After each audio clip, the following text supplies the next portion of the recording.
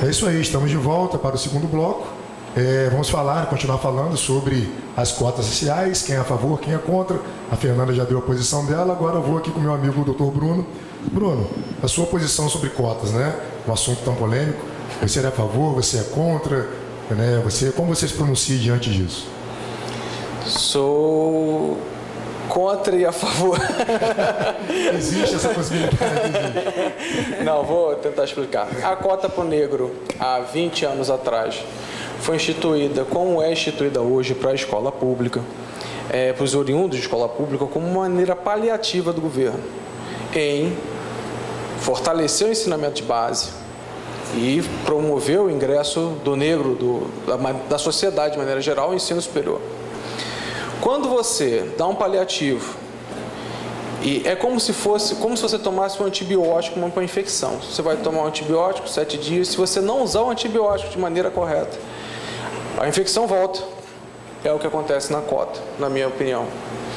Você tem o ingresso de negros muito mais... Você tem um maior ingresso de negros hoje em dia no ensino superior. Não vou tocar no concurso público porque a dinamização da escola e do concurso público são coisas totalmente distintas para mim. Mas, olhando para o ensino superior, você tem uma dinamização e uma promoção do negro em maior escala hoje em dia com a política das cotas. Entretanto, quando você olha isso no cenário, como eu narrei anteriormente, onde você vê 20% se formando, o problema não é o ingresso. O problema é como você fazer com que aquela pessoa permaneça aonde ela se promoveu ou buscou ser inserida. Vou tentar ser o mais breve possível. Hoje na UFRJ, posso falar porque trabalho lá, a gente vê um êxodo do aluno de uma maneira geral, voltando ao assunto da universidade pública e tudo mais, de uma maneira geral, das pessoas no segundo período de algo exorbitante. Entram 100, ficam 20, entram 20, ficam 5, entram 10, ficam 2, dependendo do curso, né, claro. Porque a pessoa vem cotista, principalmente os cotistas. Não fiz faculdade pública, fiz particular, volto a dizer, e não fui cotista.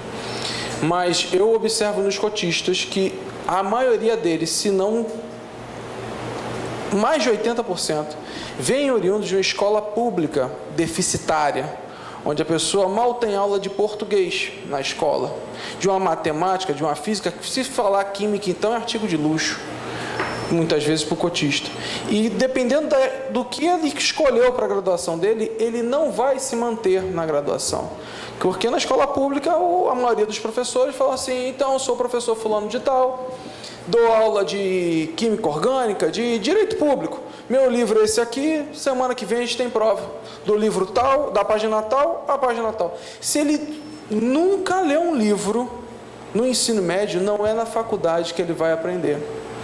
Às vezes, você tem aquela pessoa totalmente diferenciada, né?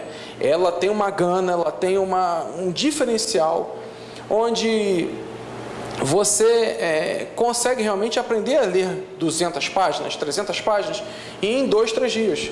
No ensino médio não há o ensino médio de uma maneira geral, não estou falando, eu estou falando da escola de maneira geral, tá? Não estou falando da escola A, B ou C.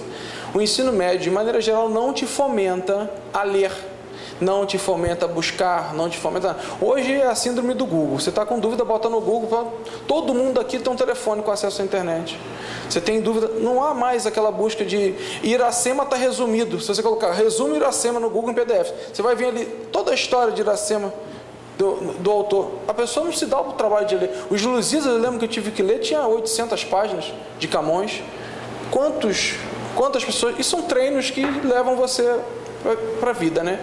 E é isso que acontece no sistema das cotas. As cotas são necessárias para uma questão histórica, mas principalmente uma questão de política pública. Não adianta ter cota sem a política pública de engajamento e manutenção, seja ele do aluno negro, principalmente do aluno negro, né? Que é o que demanda a maior parte do ensino médio, da escola pública de maneira geral. Se você não tiver uma política pública de engajamento e manutenção desse aluno, a cota é falha. E é para isso que a gente tem que olhar. O sistema de cotas, a ideia é maravilhosa, mas o que está por trás dela, o que podemos fazer para melhorar, é minha posição. É muito falho ainda, né? Muito. O sistema. Muito. Leonora Gil, então, sua posição sobre a cota? Eu sou a favor. Sou a favor da cota, como Fernanda disse. E o que o Bruno também disse, realmente a gente leva-nos a pensar que o problema está na base. Não é? Na base. Eu acho que alguma coisa foi feita. Alguma coisa foi feita e aquele que tem essa oportunidade deve de agarrar, né, com unhas e dentes. E nós sabemos que há dificuldades, as dificuldades existem, mas o negro está acostumado a ter também muitas dificuldades, né? Então, aqueles que estão sobrevivendo, eles são realmente vencedores 3, 4 vezes, né? Então, alguma coisa foi feita nesse país que nós estamos vendo que a dificuldade não está sendo só para o negro nesse momento, né? Mas, como o Bruno disse, muita coisa tem que ser feita. Eu tenho 3 filhos. Um dele não entrou através de cota. É um direito que ele tem, né?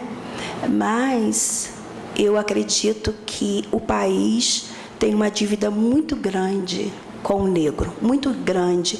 E eu acho que essa foi uma forma de nos pedir desculpas, né?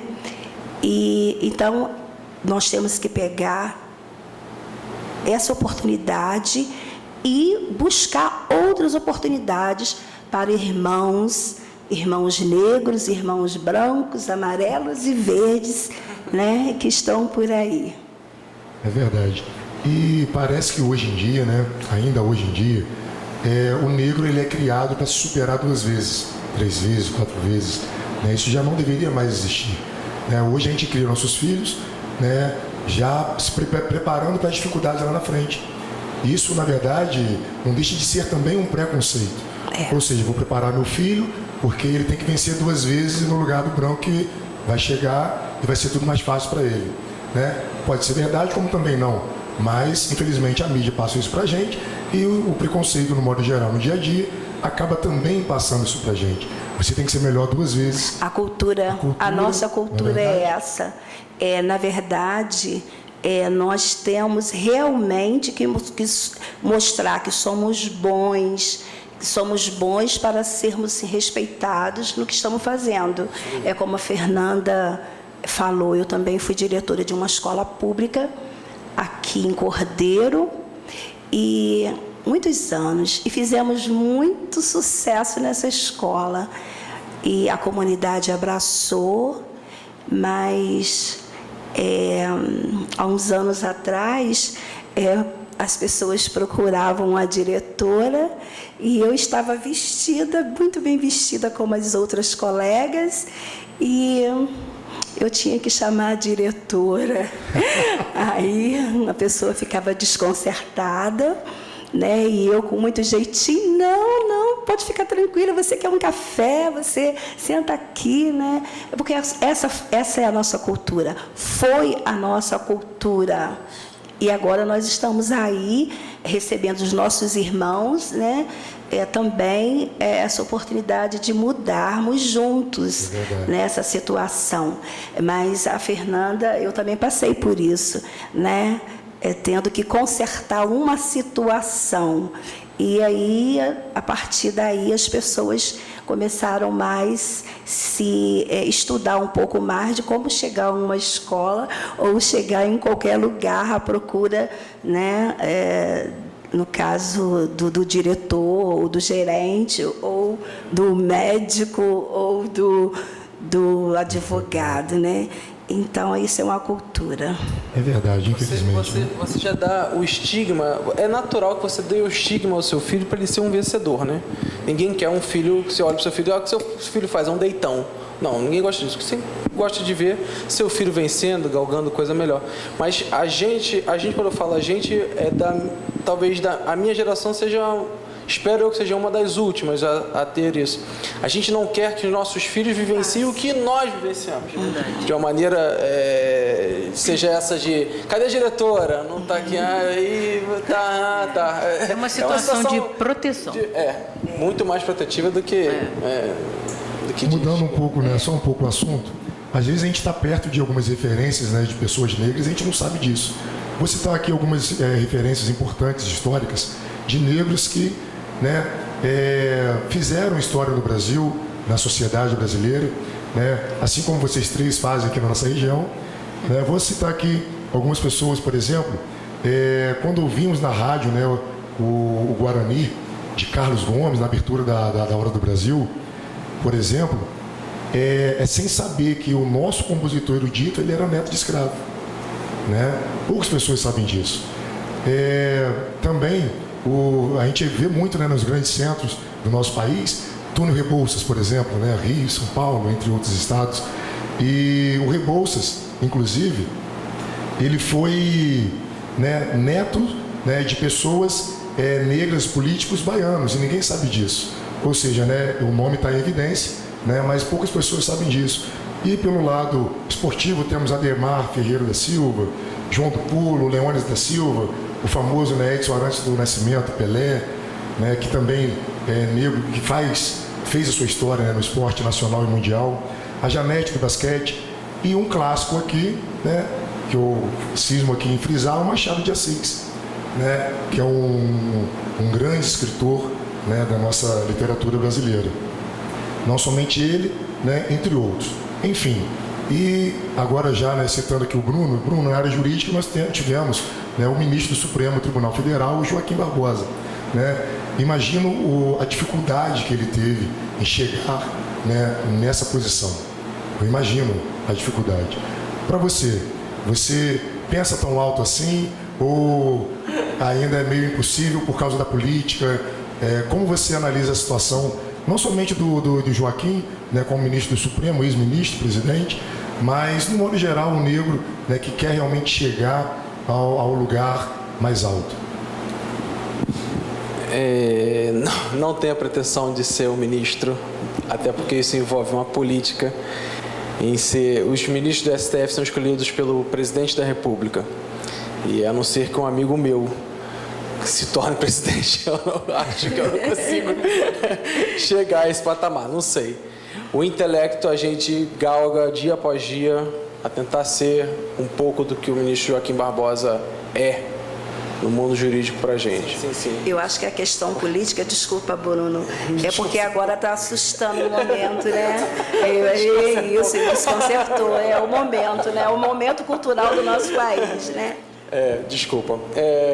A gente sempre quer galgar patamares mais altos. O que nos diferencia não é a cor. Isso é importante frisar. O branco não é melhor que o negro e o negro não é melhor que o branco. E o que nos diferencia é a vontade, o meio que você vive, o incentivo de seus pais, tudo isso compõe um enredo. Mas você se diferencia por você mesmo. Há diversas como é que eu vou dizer, correntes, a gente fala mitos que precisam ser desmitificados, como aquele mito da Gabriela, por exemplo. Eu nasci assim, eu sou assim, vou viver assim, e é assim, a sociedade me vê assim, e você precisa... Não, filho, você é muito mais que isso, e é isso que nos diferencia, sempre.